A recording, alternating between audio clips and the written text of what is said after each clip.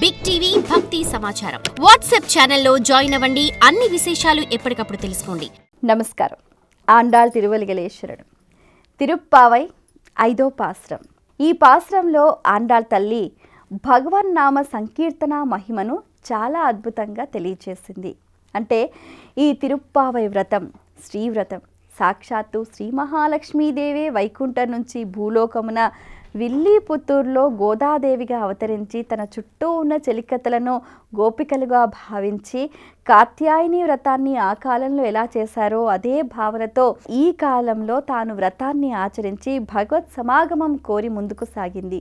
అయితే తానేమంటుందంటే ఈ పాసురంలో ఆండాళ్ తల్లి మనం ఏదైతే ఒక శుద్ధ సంకల్పంతో వ్రతం ఆచరించి ఈ ఫలాన్ని పొందుతాము అని ముందుకు సాగుతున్నామో మన పాపాలు ఏవైనా ఆటంకం కలిగిస్తాయేమో అన్న సందేహం మీకు అవసరం లేదు. ఎందుకు అంటే మనం చేసే ఈ వ్రతానికి అధినాయకుడు సాక్షాత్తు శ్రీకృష్ణ పరమాత్ముడు కాబట్టి ఆయన సామాన్యుడు కాదు. ఆయన లీలా మానుష రూపధారి అన్నమాట. ఆయన బ్రహ్మాండానికే నాయకుడు. మరి నాయకుడు ఎలా ఉంటే మరి నాయకుడి ఆయన పాలనలో ఉన్న వాళ్ళంతా కూడా ఆయన అనుగ్రహానికి పాత్రులే కదా. సో మన నాయకుడు శ్రీకృష్ణుడు కాబట్టి మనకి ఏ ఆటంకాలు ఉండవు, ఏ ఆపదలు ఉండవు, ఏ పాపాలు కూడా మన దరి చేరవు. కాకుంటే మనం ఆ శ్రీకృష్ణ పరమాత్ముడినే మనసా వాచా కర్మణ కీర్తించాలి. మరి మన నాయకుడు ఎటువంటి వాడు, మన నాయకుడు ఎలా ఉన్నాడు అన్నది కూడా ఆండాళ్ తల్లి చెప్తుందన్నమాట. ఆయన ఎంతో చక్కగా మధురలో జన్మించాడు.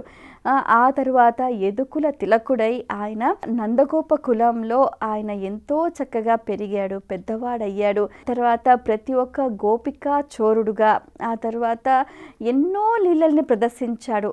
ఆమె ప్రేమకు బందీ అయి యశోదా తల్లి ప్రేమకు బందీ అయి తాను బంధింపబడ్డాడు.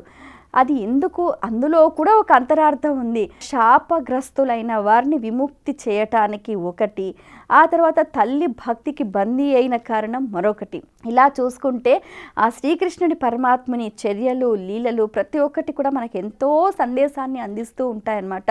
అటువంటి గొప్ప మహానుభావుని గుణగణాలను కీర్తిస్తున్నాము. అతను మన నాయకుడు కాబట్టి మనం ఏదైతే వ్రతం ఆచరించడానికి సంకల్పించామో ఇలాంటి శ్రీకృష్ణుని గుణాలను కీర్తిస్తూ మనం ఎప్పుడైతే ముందుకు సాగిపోతామో మన పాపాలన్నీ కూడా అలాగే మనం ఇంతకుముందు చేసిన పాపాలు ఇప్పుడు చేసిన పాపాలు అంతా కూడా ఎలా ఉంటే పాప రాశి అంతా అగ్నిలో వేసిన దూది వలె భస్మమైపోతాయి. ఎందుకంటే భగవన్ నామానికి అంతటి శక్తి ఉంది. ఏమీ లేదు, నిన్ను చేరటానికి బయలుదేరాము కృష్ణ, భారం నీదే భావం నీదే, మమ్మల్ని నీ దరి చేర్చుకో కృష్ణ అంటూ కూడా ఆ గోపికలు ఎంత శుద్ధమైన మనస్సు, కల్మషం లేని ప్రేమ వారిది. నిజంగా ఆ ప్రేమకు బందీ అయ్యాడు ఆ కన్నయ్య.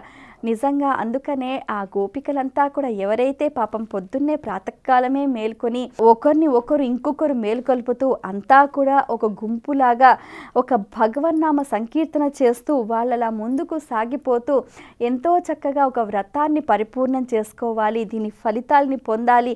ఆ ఫలితం ఏంటి? భగవత్ సమాగమం. అది ఎంతో అద్భుతంగా ఉంటుంది. వలపింప చేసుకున్న గోదాదేవి నిజంగా ధన్యురాలు. తానొక్కతే ఈ వ్రతం చేసి పరమాత్మలో లీనం కావచ్చు, కానీ తాను అలా చేయలేదు. ఇందులో ఈ తిరుప్పావై వ్రతంలో ముఖ్యమైన విషయం ఏంటంటే ఏది తానొక్కతే పొందాలని ఎక్కడా కూడా తను ముందడుగు వేయాల. తనతో పాటు ఇంకో నలుగురు కూడా ఆ పరమార్థాన్ని పంచుకోవాలి, ఆ అనుభూతిని పొందాలి, ఆ భగవత్ అనుగ్రహం అందరూ పొందాలి అన్న ఒక సంకల్పంతో ఆమె ముందుకు సాగిపోయిందనమాట. అంటే ఈ సమాలోచన ఎంత బాగుంటుంది చూడండి. అందరూ బాగుండాలి, అందులో మనం ఉండాలి.